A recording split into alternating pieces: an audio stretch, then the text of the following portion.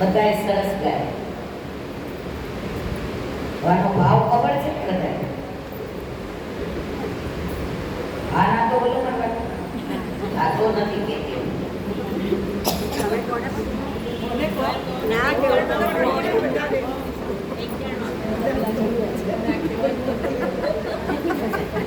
જો ભાવ ગાવાનો છે ને 2-3 કલાક હોય તો આનંદ આવે કે હોટેલમાં મહાપ્રભુજી બિરાજે સાથે અટકાજી એનું વર્ણન સરસ કર્યું. અહીંયા જ્યાં જ્યાં કે હું ઠાકોરજી પૂર્ત કરાવવાનું કહું ને, ઘણાને ગમે ને એટલી ખતબત કરે બાજુવાળાને કે આપણે કરાવે એમાં શું મારવા.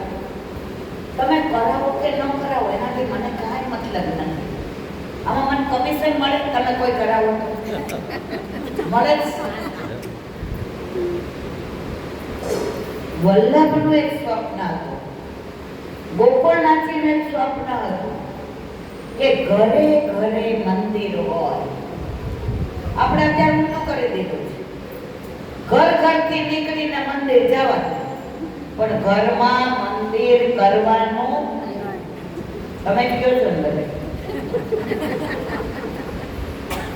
એકવાર પ્રભુ ઘરમાં પધારે ને પછી તમારા મનમાંથી બધી વ્યથા નીકળી જશે. હાથ ઊંચું કરવાનું કહીએ, ઘણા મોઢું પકડી જાય, મને એમ થાય ઓ બાપા ખોટા આવી ગયા. ઘણા એકબીજાને કોડી મારે, મને તો બધો આનંદ આવે જોવાનો. પણ કાંઈ વાંધો ને, હું અહીંયા આવી 4 કલાક જતા 4 કલાક આવતા. મારી ઉંમર કઈ નાની નથી, પણ આમાંથી ને 5 જણ પણ પુશ કરાવે ને તો મારો ફેરો સફળ. અને 5 પુશ કરાવતા હોય ને એને કોઈ દૂષણ લગાડીને ના પાડે ને તો એ શુક્રાચાર્ય બને. ખબર શુક્રાચાર્ય એટલે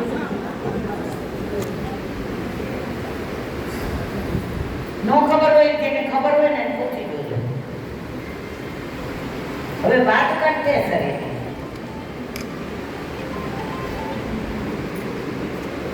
વલ્લભ અક્કાજીને થોડું રમઝમન દઈ શકે. તો આ બધી વલ્લભની જ લીલા હતી. જો ગોકુળનાથજીનો આપણે 9મા વલ્ભાખ્યામાં ગાઈએ છીએ, 7 ટણો પ્રતિ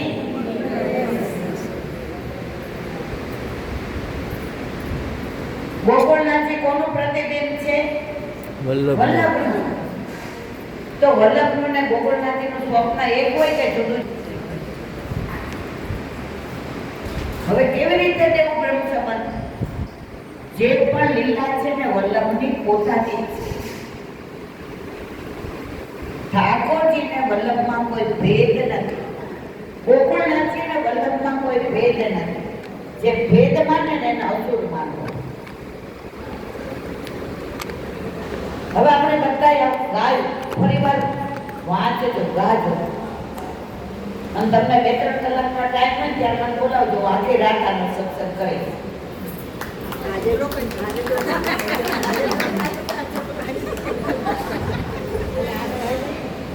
કંઠેશ્વરીનો સત્સંગ કરવો હોય તો કોઈને પાણી પીવાય ઊભું થવાનું મન ના થાય. સરસ વાતાવરણ હોય, ઠંડક હોય, ક્યાંય અવાજ ના આવતો હોય, બધા નિકુંજ લીલામાં હોય, અનેક પહોંચી ગયા હોય, મોર કળા કરતો હોય, ટેવું ટેવું કરતો હોય, કોયલ શાંત થઈ ગઈ હોય, બછડા વલ્લભ સામો જોઈને આમ વિચારતા હોય, ગાયો ભાંભરતી બંધ થઈ ગઈ હોય, ચારે બાજુ રજ નીચે બેસી ગઈ હોય, અને વલ્લભ પંડિતોની સાથે શાસ્ત્રાર્થ કરતા હોય. મારી ભાષા સમજાય છે ને? કાઠિયાવાડી બધાય એટલા બધા લોકો વલ્લભની પાસે શાસ્ત્રાર્થ કરવા આવતા હતા. બધાને વલ્લભ ઉપર વિશ્વાસ હતો કે અમારા પ્રશ્નનો જવાબ અમારે જે જાણ છે તે વલ્ભાચાર્યજી આપશે અને પરંપરા. હવે એકવાર બપોરનો શાસ્ત્ર ચાલતો, પંડિતો પુરોહિતો, હવે ઉઠાપણનો સમય થયો. તમે જો બપોરે પ્રસાદ ને સુઈ જાઓ ને, ઉઠો એટલે તમને મને તરસ લાગે કે નહીં મારા વાલા? હા ના તો મને કેવું એટલે મને ખબર પડે ગમે છે નહીં તો પછી એમ થાય કે હવે અહીંયા બંધ કરી દેવાનું, ઘરે જવાનું. બેસવું છે ને બધા?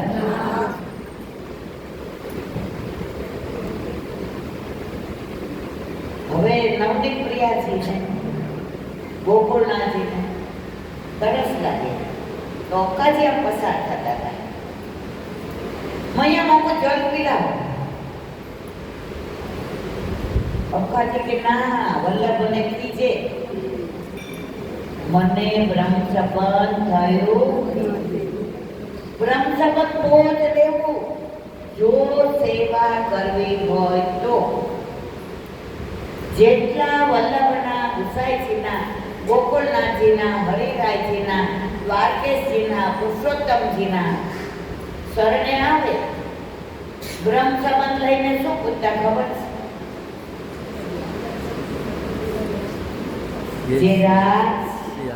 હવે શ્રી આજ્ઞા છે ત્યારે શું કહેતા? સ્વરૂપ સેવા પધરાવો અને પ્રભુને ઘરે લાડ. અત્યારે આપણે શું કહીએ? એક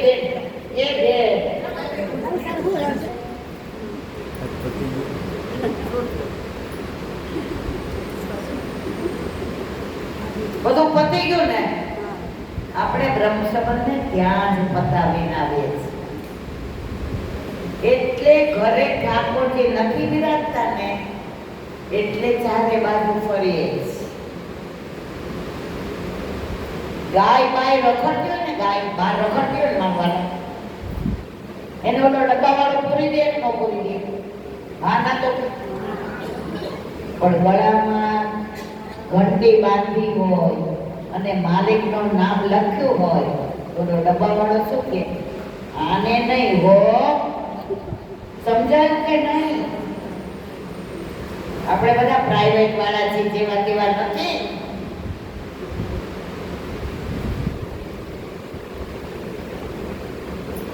માએ કીધું મને બ્રહ્મ સંબંધ નથી, હું કેવી રીતે જળ પીવડાવું? નવનીત પ્રિયાજી કે માં આવી જાઓ અહીંયા. એ કે અંદર એ કે સ્નાન કરીને આવો, હું તમને બ્રહ્મ સંબંધ. તો નવનીત પ્રિયાજી ગુરુ બન્યા અને ગોકુળનાથજીના ચરણારવિંદમાં તુલસીજી સમર્પણ કર્યા. બ્રહ્મ સંબંધ થઈ ગયો. અક્કાજીએ જળ ભરી દીધું, ઉઠાપણનો મેવો ધરાવ્યો, વલ્લભની કાની આપી અને ચાલવા માંડ્યા. નવનીત પ્રિયાજી હાથ પકડી લીધો. માં વેટ સમજાવ્યું બધાને? માં કે મારી પાસે તો કાંઈ નથી.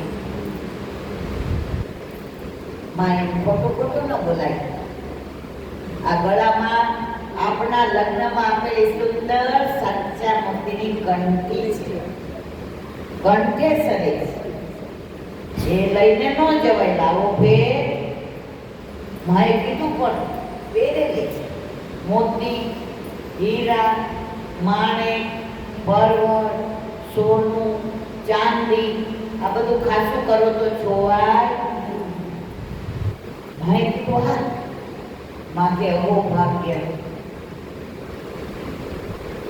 ગળામાંથી કાઢી ખાસા કરી અને પેટમાં કંઠમાં ધરાવી ત્યારે ઠાકોરજી કહ્યું, માં હું વચન આપું કે આપણે બ્રહ્મ સંબંધ કરાવ્યું, આ કંઠેસરી ત્યારે વળી કરીશ નહીં. આપણે આપણા ઠાકોરજીને ક્યારેય કંઠેસરી કરીએ છીએ વળી. રાતના ફોટાડીએ તોય કંઠેસરી વળી આ માએ ધરાવે છે મારા વાલા. પણ આ બધો ભાવ કોને આવે? ઘરમાં પ્રભુ હોય, કંઠે શરીર ધરાવતા હો,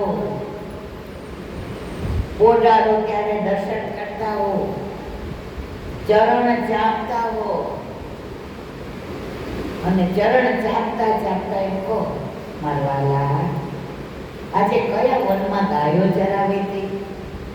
આજે કયા યમુનાના ઘાટ ઉપર જળ પાયું તું ગાયોને?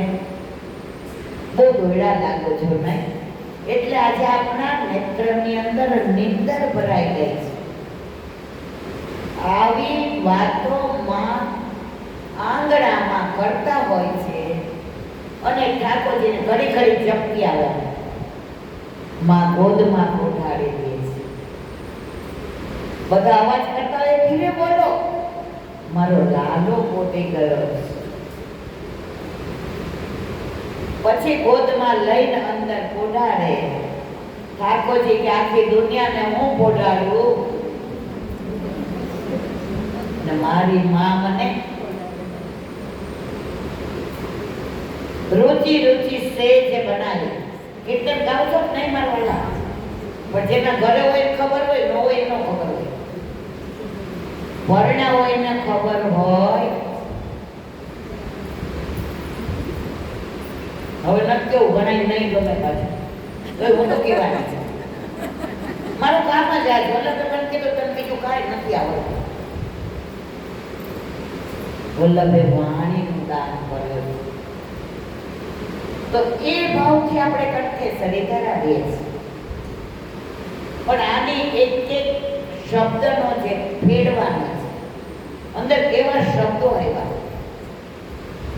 ઉત્સવ મનાવ્યો. વાંચજો એકવાર કંઠે શરીર બધા, અને બધાને આખી રાત બેસવાનો ટાઈમ હોય ત્યારે પાછા ફોન કરજો. આજે રોકાવાય એવું નથી. જો કેરીને કાર્બોરેટ થી પકવીએ ને તો માંદા પડવાની બીક લાગે. ખરું ખોટું મારવાલા? પણ આંબા ઉપર પાકે ને એની વેળાએ ફળ પડે ને એનો સ્વાદ જ કાંઈ જુદો હોય. આજે તમારો મારો પેલો કરી છે. મળીએ ને તો પહેલા પરિચયમાં લગ્નની વાત ના કરાય. સમજને વાલે ના સમજે હો નહીં.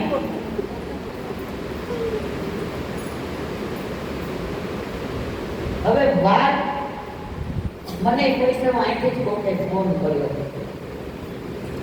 કે ઈલાબેન તમે વારંવાર મોટી મગના મનોરથની વાત કરો બેઠો. એ કે વિસ્તારથી કહેજો. મેં તો માર તો જેટલું વિસ્તારથી કેવું હોય ને એમાં 4-5 કલાક જોઈએ. આમાં કોઈ તૈયાર નથી 4-5 કલાક બેસવા. આપણે સાગર ને કાગળમાં ભણીએ. આના દાખલા સહિત સમજાવું ને તો આજે આપણે બધા એ તબક્કે નથી પહોંચ્યા કે હું સંસ્કૃતમાં શ્લોક બોલું તમે સમજી જાઓ. હું જ નથી સમજતી. સૌરાષ્ટ્રમાં ક્યારે એવું ના કે આજે મારે ઠાકોરજીનો પાટોત્સવ પ્રસાદ લેવા આવજો. તમે પ્રસાદ લેવડાવો એટલે બધું જૂઠું થઈ ગયું. પ્રભુ પછી આરોગ્ય. અત્યારે બધા આપણે જ કહીએ. મેં 5 વૈષ્ણવ કીધું જેમાં તમે જો મારવાલો પ્રસાદ લઈ જાજો. ઠાકોરજી કે આપણો મેળ પડવાનો નથી. સમજાય છે ને મારી વાત? મારવાલા હવે છે ને તમે મને કહેજો ગીલાબેન પૂરું કરો. મને એવું છે શરૂ કરતા આવડે છે.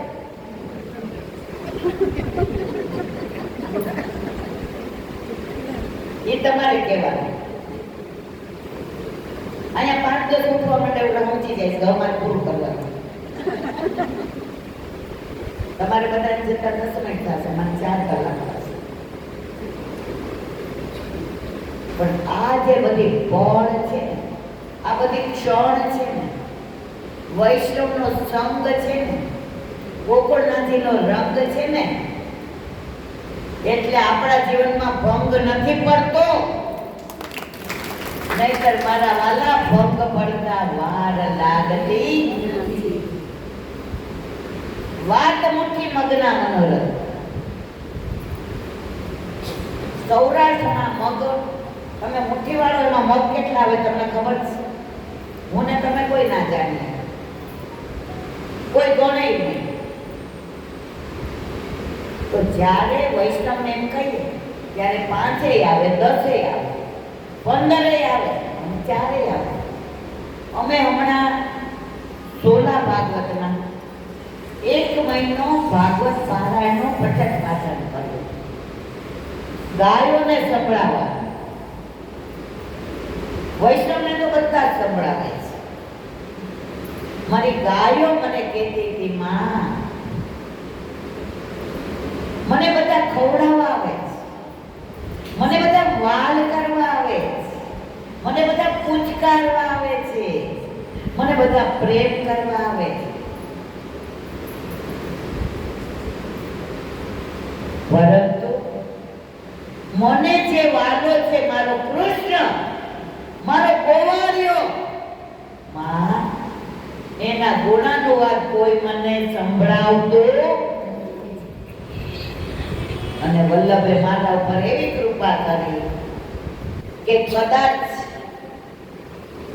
દુનિયામાં પહેલી વાર ગૌશાળામાં ભાગવત પારાયણ ગાયોને સાંભળવા માટે. અને રોજ છે વૈષ્ણવ મહાપ્રસાદ લે. અમારા આને મારા ભાભીને ચિંતા થાય, કેટલાનું કરશું? જેટલાનું કરતા હતા કોઈ દી ખોઈતું રોજ 25-30 વધે. આ ગૌશાળામાં વન ભોજન, આ ગાયોની કૃપા. ગાયોએ અમારી લાગો ઠાકોરજી પાસે લગાડી. પ્રભુ તમે મારા કારણે ચરણમાં જોડા ના પહેર્યા, ઉઘાડા ચરણે ગાયો ચરાવવા પધાર્યા. કારણ હું પણ ચરણમાં પગમાં જોડા પહેરતી નહોતી. મારા કારણે ગ્રહ ધારણ કર્યો, મારા કારણે મુંજાટવીમાં અગ્નિપાન કર્યું. તો એ ગાયોએ અમારી રાગવગ લગાડી. મને રોજ 10 ફોન આવે, ગાંડા થઈ ગયા છે. 1 મહિનો 7 દિવસ હોય. હું કહું વલ્લભ કે છે એમ કરશો. અને વલ્લભે જે 1 મહિનો અમને પિયરમાં એકની એક દીકરી પહેલી વાર સાસરેથી પાછા પગ કરવા આવે અને પિયરમાં સાચવે ને, એવા અમને ગાયોએ સાચવા, એવા અમને ભાગવત પરિવારે સાચવા, એવા અમને ગૌશાળાએ સાચવા, એવા અમને ગોબરે સાચવા, એવા અમને ગૌમૂત્રએ સાચવા. વાત મુઠ્ઠી મગના મનોરથ. મુઠ્ઠી મગ કેટલા આવે ખબર નહીં. તો ઠાકોરજીને તમે કેટલી સામગ્રી ધરાવીને એ હું ને તમે નક્કી ના કરીએ, પ્રભુ જ નક્કી કરે. અમે નાના હતા ને વૈષ્ણવના ઘરે મુઠ્ઠી મગનો મનોરથ. એટલે મારી બાને કીધું બેબીને લઈ આવો, કળશ ભરવાના છે. એટલે અમારા સૌરાષ્ટ્રમાં આવું કઈ હોય ને છે, માથે કળશ, મોતીની ઈંડોળી, અને જેના ઘરેથી ભરવાના હોય ને, આ 50-60 વર્ષ પહેલાની વાત. કોક ચારાના મૂકે, કોક હવા રૂપિયો મૂકે. એટલે મારી બાને એમ કહું કેટલા મૂકવાના છે? નાના હોય ને એટલે હવા રૂપિયો આપે તો હાલીને જવાનું, પાછા ચંપલ પહેરવાના. તો એમના ઘરે સામગ્રી અંદર બનાવતા હતા. એટલે ઓલા બેને મારી બાને એમ કહ્યું, એ કે રસવાળી બનાવી છે. રસવાળી એટલે બુંદી, આંખડાની એટલે જલેબી. ઢાળો એટલે મોહનથાળ. જાળી વાળી એટલે મેંદુ. સવાર સુધી હાલે. તો એમણે કીધું જો આ ચણાનો લોટ, આ જો ઇલાયચી, સૂકો મેવો. હવે મારી માં કોકારે વાત કરતી હતી ને એ સાંભળ્યું નહીં એને. મારે તમને જે વાત કરી હતી સાંભળજો બરાબર. કે મુઠ્ઠી મગના મનોરથમાં હું ને તમે નક્કી નથી કરતા કે પ્રભુને કઈ સામગ્રીને કેટલી ધરાવી. મારી માં એમ સમજી કે ઢાળો બનાવવાનો. સમજ્યા મારી વાત? ઢાળો એટલે મોહનથાળ. એને તો મસ્ત મોહનથાળ બનાવી દીધો. 20 પાણી બોલા ભાઈ બેના બની ગઈ. મેં બાકી આ કે મેં તને બુંદી બનાવવાનું કીધું હતું. તો દાદા શું કે આના હાથનો ઢાળો પ્રભુ નારો ગોતો એટલે બુંદી બની.